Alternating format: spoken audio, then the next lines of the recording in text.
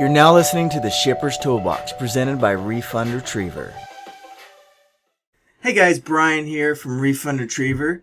Today we're going to talk about the new UPS layoffs and what it means for shippers. So, welcome back to this little podcast. So we're going to break down the latest in logistics shipping carrier news today. Like I said, I'm Brian. And really the biggest story that we're going to look at right now is UPS announced they're going to be cutting 20,000 jobs and closing 73 facilities in 2025.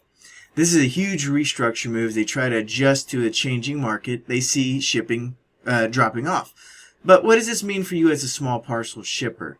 And why might it be time if you're a UPS shipper to start looking at FedEx? So first, let's talk about what's happening at UPS. These cuts are a direct response to weaker shipping volumes and a planned 50% reduction in Amazon shipments by late 2026. UPS is downsizing because they've become less reliant on Amazon, and they're trying to stay profitable in a slowing market. By reducing 20,000 jobs and shuttering 53 facilities, UPS hopes to save $3.5 billion.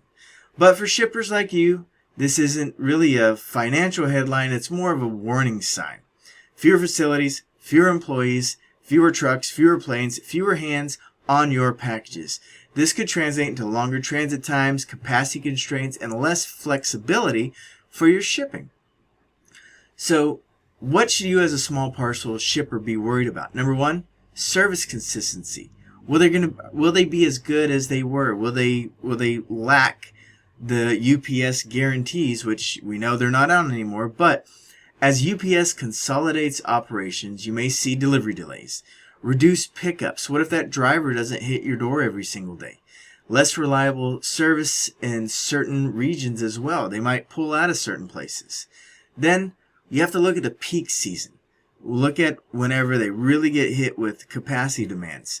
Less capacity in the network, you're going to see maybe higher surcharges, cutoffs, volume restrictions during the holidays or other peak times. Then number three, you're basically looking at rate hikes and fewer service guarantees. We already know UPS has limited guarantees on services.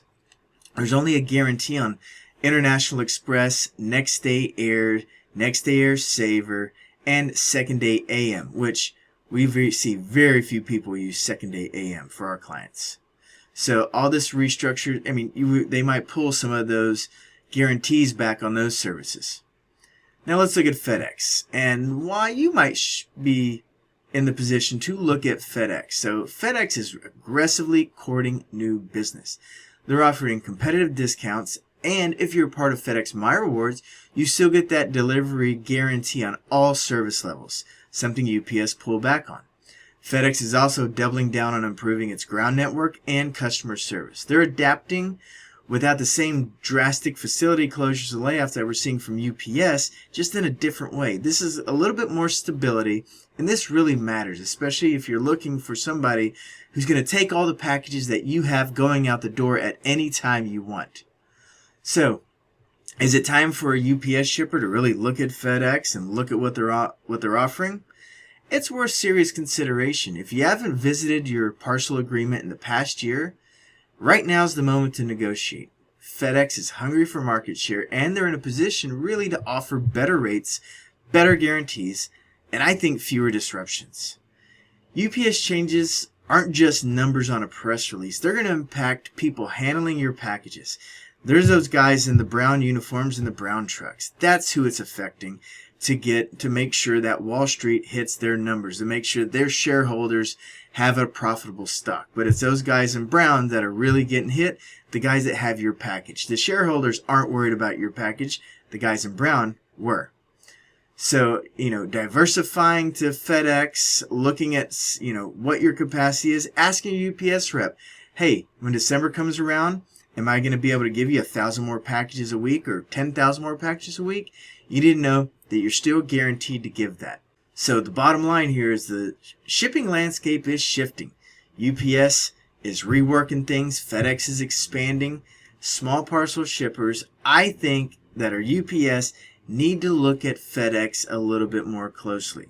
Yes, there are concerns that they have a lot of contract delivery employees, but I think they're in a better position to handle your shipping needs, give you the guarantees, and whenever it's really time to deliver, I think FedEx will be a little bit more consistent moving forward. If you have any questions about your shipping rates or you want to help negotiating a better deal, reach out to me at Refund Retriever. It's 800-441-8085, or check out our website, refundretriever.com. Thanks for listening. Until next time. Thank you for joining us on the Shipper's Toolbox. If you have any questions, visit our website, refundretriever.com. Feel free to reach out to us, 800-441-8085, for anything related to your FedEx or UPS invoices. Have a great day.